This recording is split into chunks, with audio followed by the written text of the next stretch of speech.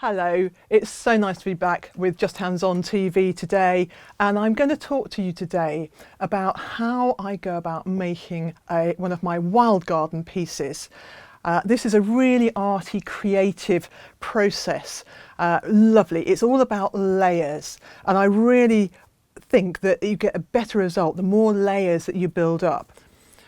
I think I might eventually want a little bit more, something else happening in the middle there, and then I could actually finish this. I need to iron all of this, and then I'd stitch. I could machine stitch more stalks.